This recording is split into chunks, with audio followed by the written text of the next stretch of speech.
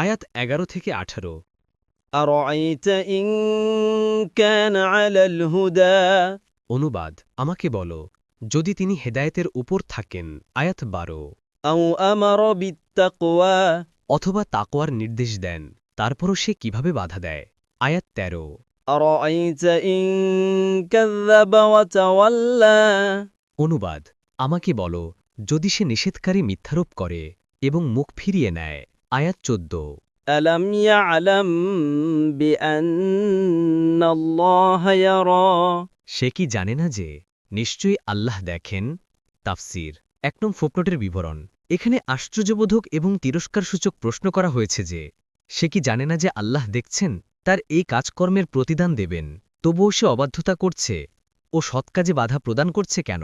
কুর্তুবী। আয়াত 15। كلا لئن لم ينته لنشفعا بالناصية অনুবাদ, কখনো নয়, সে যদি বিরত না হয় তবে আমরা তাকে অবশ্যই হেচেরে নিয়ে যাব, মাথার সামনের চুলের গুচ্ছ ধরে। তাফসির। 1 নং ফুটনোটের বিবরণ। সাফারন এর অর্থ কোনো কিছু ধরে কঠোরভাবে হেচড়ানো, আর নাসিয়াতুন শব্দের অর্থ কপালের ওপরিভাগের কেশগুচ্ছ।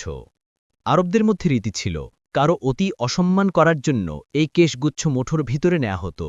কুর্তুবী। আয়াত 16। ناصية كاذبة خاطئة অনুবাদ, মিথ্যাচারী, পাপিষ্ঠ, সম্মুখ চুলের গুচ্ছ। আয়াত 17। فليدع ناديه অনুবাদ, অতপর সে তার পারিষদকে ডেকে আনুক। আয়াত 18। سندع الزبانية অনুবাদ, শীঘ্রই আমরা ডেকে আনব জাবানিয়াদেরকে। তাফসির। 1 নং ফুটনোটের বিবরণ। এখানে জাবানিয়া দ্বারা উদ্দেশ্য হচ্ছে জাহান্নামের প্রহরী কঠোর ফেরেশতাগণ। কাতাদা বলেন, আরবি ভাষায় জাবানিয়া শব্দের অর্থই হল প্রহরী পুলিশ। এই ব্যাখ্যা অনুযায়ী এটি আরবি ভাষায় বিশেষ বাহিনীর প্রতিশব্দ হিসেবে ব্যবহৃত হয়, আর জাবান শব্দের আসল মানে হচ্ছে ধাক্কা দেওয়া। সে হিসেবে জাবানিয়াহ এর অন্য অর্থ প্রচণ্ডভাবে পাকড়াওকারী, প্রচণ্ডভাবে ধাক্কা দিয়ে নিক্ষেপকারী। ফাথুল কদির। পরবর্তী তাফসিরে যেতে ভিডিওটি শেষ হওয়ার পূর্বেই এই বক্সে ক্লিক করুন।